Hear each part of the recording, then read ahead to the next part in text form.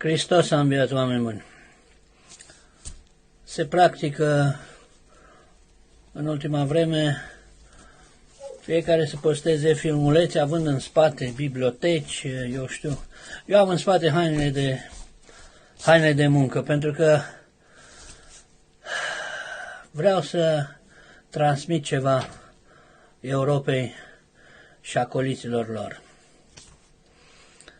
13 ani de UE și nimic nu s-a schimbat.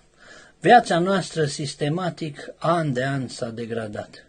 Ați închis tot ce aveam, combinate și uzine, și ați construit în țară marketuri și magazine. Ați pus monopol pe tot, aur, gaz, petrol și sare, pe păduri și alte resurse care mai aveau valoare. Azi nu mai avem nimic. Și se pare că nici mâine. Vom munci în corporații să primim un colț de pâine.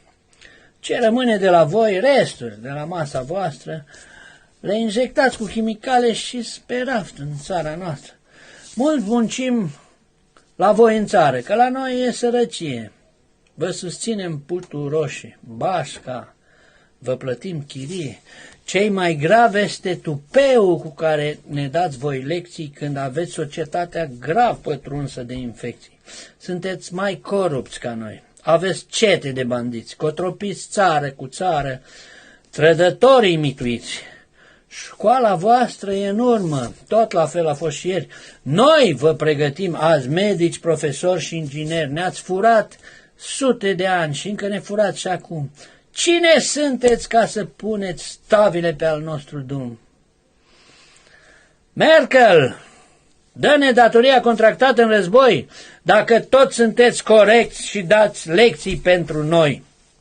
Țara noastră e suverană și cu voi suntem egali. Niciodată noi românii nu o să vrem să fim vasali. Chiar de ați cumpărat trompete ce pe afară ne trădează, patrioții înăuntru și au tot timpul mintea trează. De va fi să fie clipa, de va fi să fie ceasul, n-or să stea cu mâna în stân să aștepte parastasul.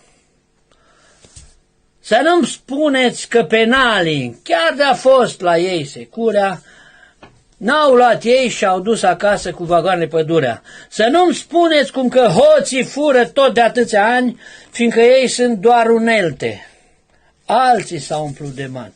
Europa nu e o țară sau o mână de mișei. Europa e și a noastră. Nu suntem vasalii ei. Europa să respecte steagul, hotarul și glia dacă vrea să aibă prieten poporul din România.